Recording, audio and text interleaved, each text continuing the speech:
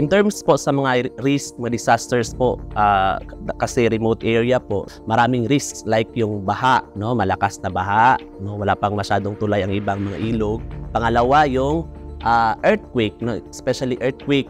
Meron din po yung wildfire, pwede din maging risk sa mga bataan kasi yung mga bahay nila is na ay tayo doon sa farm, no. Landslide po, no. Landslide kasi po steep yung natin dito, no, mountainous area po dito. Lindol, ulan, tapos maraming nagbaha.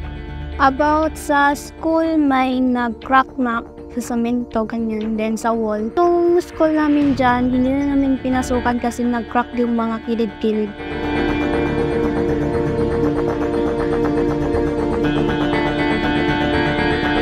Actually, yung BERT was introduced to us, of course, by Save the Children. No?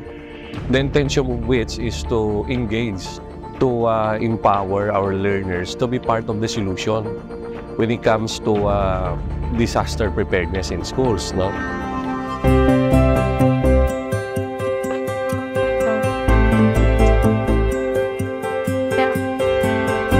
Nag-partner ang Save the Children sa SDO Sarangani. Meron silang sponsor schools in Maitom and in Alabel. Maganda siya kasi meron nang ibinababa ang central office ng mga pondo para sa implementation ng mga programs and activities na inline doon sa disaster risk reduction. Mahalaga po ang participation ng bata.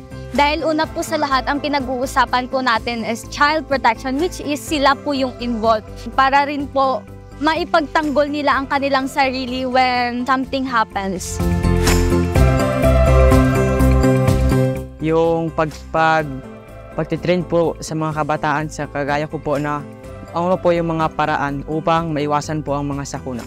At para din po, may alam na tayo kung sakaling may darating na disaster.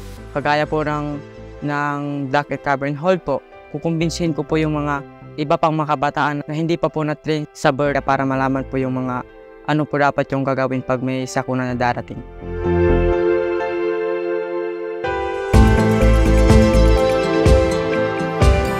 Marami pong bata na nakikita ko yung hindi pa nila alam kung paano mag-duck and cover and hold. Natin alam baka yung ulo natin malalagyan ng semento. Kaya po, para mag-safety tayo, dapat mag-duck and cover and hold tayo kahit bag o ano basta paano na yung ulo.